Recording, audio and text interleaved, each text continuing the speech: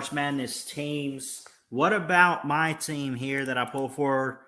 I love my Crimson Tide. How about Coach Nate Oats and what he has going for him and the Crimson Tide? It's been a roller coaster, but check out what he had to say in his presser this week.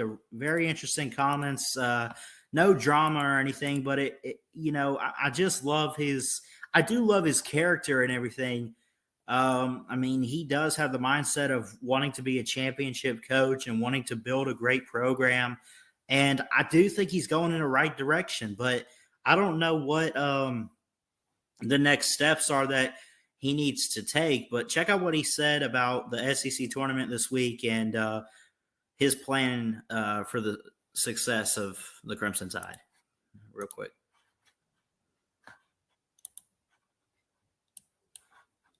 Yeah, JQ mentioned that poise is such a key element of you guys succeeding in the SEC tournament last year. How can you guys kind of recapture that going to the tournament this year? I didn't quite catch it. What did JQ say? What?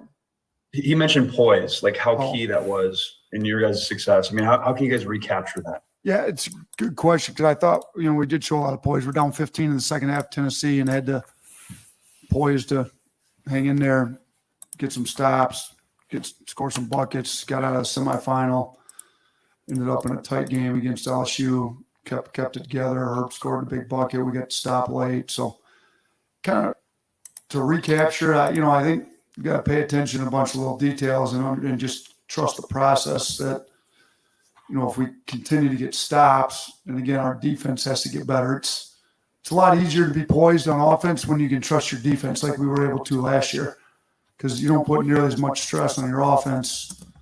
You just execute, get a good shot, and know that you're going to get a stop on the other end. So I think the better our defense we get, the more confidence we have in it, the more we're able to show a little poise on the other end of the floor, to be honest with you.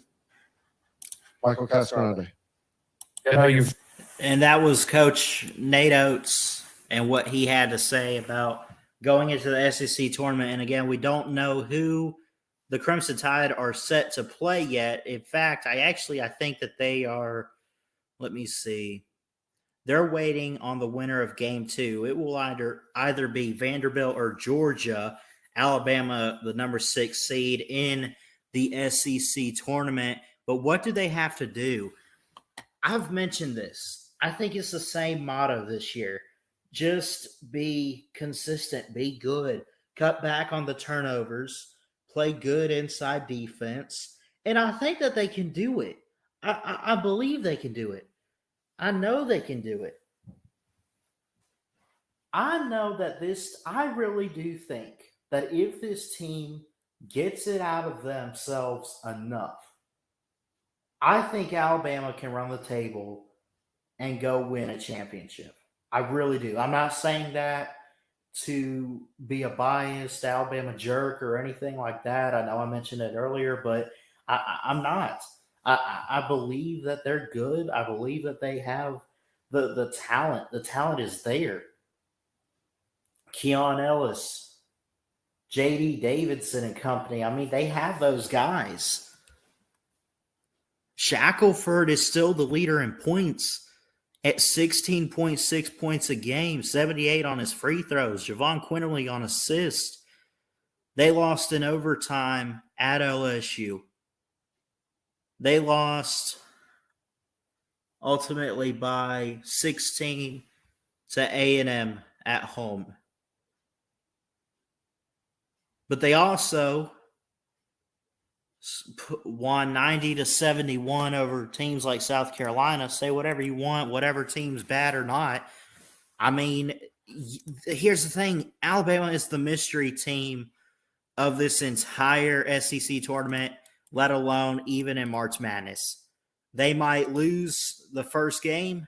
They might run the table, shock you, and win it all. You don't know what they're going to do. You don't know. They beat number 4 Baylor. They beat the defending champs in Baylor, 87-78. They beat LSU early on. Notice that the teams they've lost to lately, Kentucky, is that a bad team to lose to? No. LSU, they beat them. That's a revenge win right there. Got revenge on Mississippi State after losing to them early on. They beat teams like Miami. They beat Houston early on. They beat Gonzaga. They had Shackelford scoring 28 points a game to start out. Keon Ellis was scoring great points. Really, their defense was starting out the season for them. Overall, what should be the plan? You know, I mean, don't tell them just go out there and be yourselves and do what you do. I mean, that's the same old, same old. You got to cut back on the turnovers. You got to play good in the paint on defense, and you got to play good on offense. You can't. I think a big thing, fouls and turnovers will lose you a game 9 times out of 10. And I think that's been a key issue. I don't think it's a lack of talent or coaching necessarily for Alabama. I just don't know where it goes. Like, I think it's chemistry with this team, the togetherness. They don't fight or nothing, but man, they just don't, like, is it not enough? Is it effort? They got to put some more emphasis on playing aggressive, 60-minute ball games or whatever. 40-minute, 20-minute halves, whatever. Anyway, you get what I'm saying, folks. What should the plan be for Alabama going into this?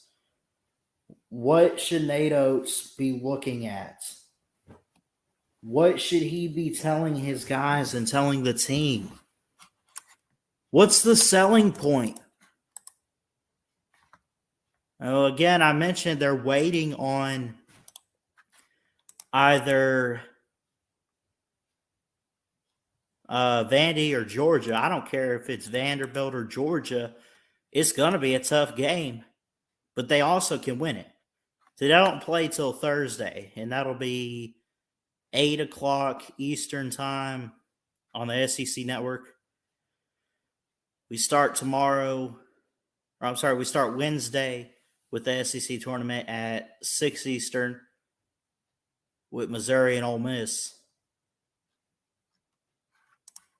Man, it's just going to be tough. It's going to be a hard run for them. But I know these guys in Crimson. These boys can do it. Play with togetherness, teamwork, a lot of great physical toughness, discipline. Take pride in what you do. Go out there. And you guys can play like champions. And hopefully you can bring a title back to Tuscaloosa for the first time in program history.